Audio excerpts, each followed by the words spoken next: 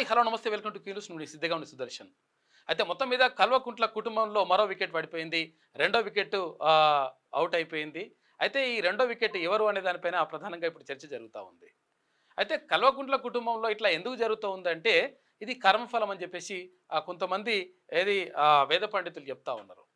కర్మఫలం అంటే ఏంటిది? మరి కర్మఫలం అంటే ఎట్లా అనుభవిస్తారు అని చెప్పి అంటే అయితే త్రేతాయుగం, కృతాయుగం, ద్వాపరాయుగం అట్లా అని చెప్పేసి రకరకాల యుగాలలో రకరకాలుగా కర్మఫలాలు అనుభవించిండ్రు. అయితే ఈ జన్మలో చేసిన పాపం ఇంకో జన్మలో కూడా అనుభవించేటువంటి అవకాశం అటు గతంలో అటువంటి యుగాల్లో ఉండే. కానీ ఇప్పుడు కలియుగంలో మాత్రం ఎప్పుడు చేసిన పాపం అప్పుడే మొత్తం ముడుతుందంట. అందులో భాగంగానే ఇష్టం వచ్చినట్టుగా అరాచకాలు చేసినటువంటి కల్వకుంట్ల కుటుంబం అంటే కేసీఆర్ కుటుంబంలో ఇప్పుడు మొత్తం కూడా ఒక్కొక్కరికి ఉచ్చు బిగిస్తూ ఉంది. ఆ ఉచ్చులో భాగంగా ఇప్పుడు అందరూ కొంతమంది జైలు పాలవుతున్నారు. అయితే మొన్నటికి మొన్న కల్వకుంట్ల కవిత అంటే మొన్న అంటే ఇప్పుడు కొన్ని రోజులు అవుతుంది. కల్వకుంట్ల కవిత జైలు పాలైంది ఢిల్లీ లిక్కర్ స్కామ్లో. ఇప్పుడు కేసీఆర్ అన్న కుమారుడు కేసీఆర్ వాళ్ళ సోదరుడు అన్న ఉన్నాడు కదా, అన్న రంగారావు ఉండే ఆయన కుమారుడు ఏది కల్వకుంట్ల తేజస్వీరావు అని ఉండే. ఆ తేజస్వీరావు ఆలియాస్ కన్నారావు. ఈ కన్నారావు అంటే అందరు గుర్తుపడతారు ఇప్పుడు రాష్ట్రంలో. ఎందుకంటే కన్నారావు చేసినటువంటి అరాచకాలు అన్నీ ఇన్ని కావు.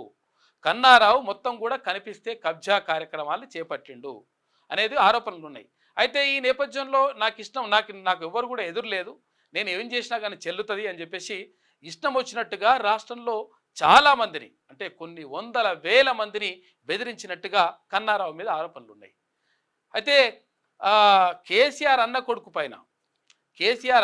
పైన మరంటే రంగారావు గారి కొడుకు కాదో తెలియదు కానీ కేసీఆర్కి అన్న కొడుకు అయితే మాత్రం వాస్తవం.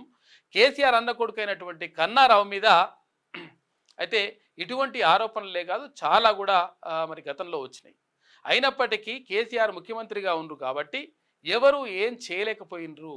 అయితే ఇప్పుడు మొత్తం కాలం మారింది, ప్రభుత్వం మారిన తర్వాత కూడా ఇంకా అరాచకాలు కొనసాగిస్తా అని చెప్పేసి ఎక్కడ ఇది అబ్దుల్లాపూర్ మెట్ దగ్గర అంటే రంగారెడ్డి జిల్లా అబ్దుల్లాపూర్ మెట్ దగ్గర ఆదిబట్ల దగ్గర ఈయన మొత్తం కూడా కబ్జాలకు మళ్ళీ పాల్పడుతుంటే వాళ్ళు అక్కడ ఉన్నటువంటి వాళ్ళు వెంచర్ వాళ్ళు ఆదిబట్ల పోలీసులకు ఫిర్యాదు చేసిన తర్వాత కన్నారావుకు సంబంధించి మొత్తం కూడా విచ్చు బిగించిండ్రు పోలీసులు. అయితే ఈ కన్నారావు ఏం చేసిండు, ఇక్కడ ఉండకుండా అక్కడిక్కడ మొత్తం తప్పించుకునేటువంటి ప్రయత్నంలో భాగంగా ఎక్కడ పోయిండు, కర్ణాటకకు పోయిండు. తర్వాత అక్కడ బెంగళూరు పోయి దాక్కున్నాడు. మరి దాక్కుంటే మరి పొట్టలో ఉన్నటువంటి పాము ఎప్పటికైనా బయటకు రావాల్సిందే కాబట్టి ఏ పుట్టలో ఉన్నా ఏం చేసినా కానీ పోలీసులు మొత్తం కూడా ఎంక్వైరీ మొదలుపెట్టిండ్రు. మొత్తం తిరిగి ఆ పుట్టలో ఉన్నటువంటి పాముని తీసి బండగొట్టేటువంటి ప్రయత్నంలో భాగంగానే ఇలా అరెస్ట్ చేసిండ్రు. అయితే ఇక్కడ కన్నారావు ఒక్కడే ఇట్లా దొరికిండా, ఇంకెంతమంది ఉన్నారు అంటే చాలామంది కూడా ఉన్నారు.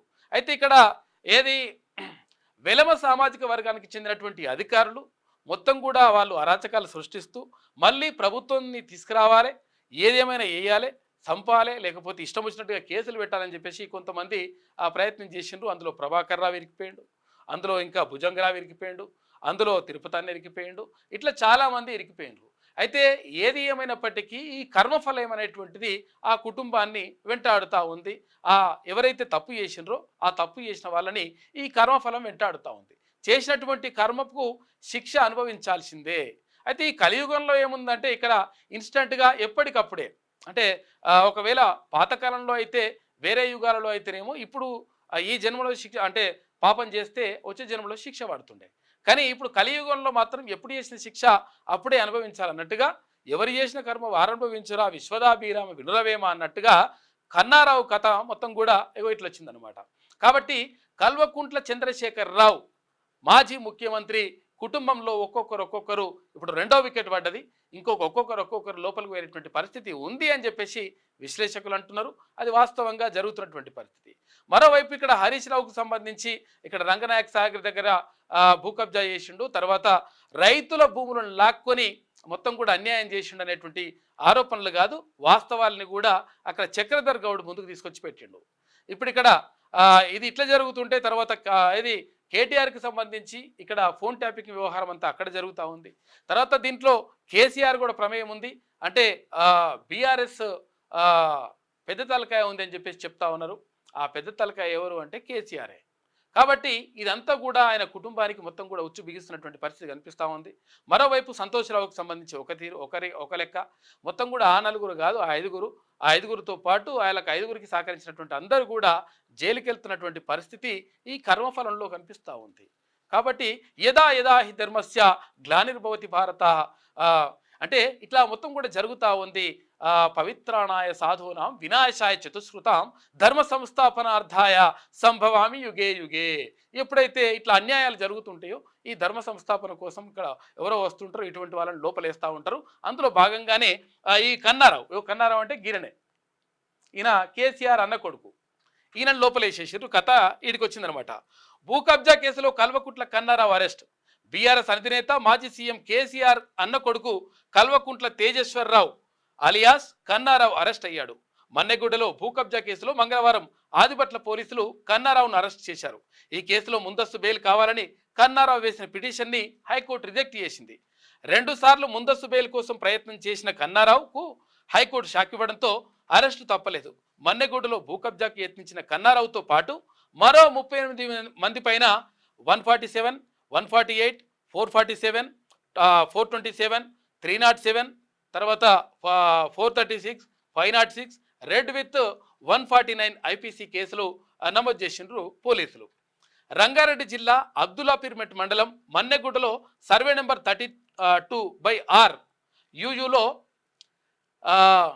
ఓఆర్ఎస్ ప్రాజెక్టు సంస్థకు చెందినటువంటి 2 ఎకరాల ప్రైవేటు భూమిని కబ్జా చేసేందుకు కల్వకుంట్ల కన్నారావు గ్యాంగ్ ప్రయత్నించిందని సంస్థ డైరెక్టర్ బండోజు శ్రీనివాస్ ఇచ్చిన ఫిర్యాదు మేరకు పోలీసులు ఎఫ్ఐఆర్ నమోదు చేసిండ్రు.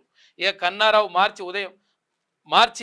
3న ఉదయం 7 గంటలకు 150 మంది దుండగులు జేసీబీతో తమ కంపెనీ ల్యాండ్లోకి వచ్చి ఫెన్సింగ్ తొలగించి హద్దురాళ్లు పాతారని, భూమి చుట్టూ ఉన్న ఫ్రీకాస్ట్ వాల్స్ను కూల్చివేశారని ఫిర్యాదులో బండోజు శ్రీనివాస్ తెలిపారు.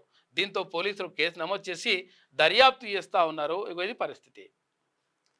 ఏమవుతుంది అంటే కర్మఫలము అనుభవించక తప్పదు.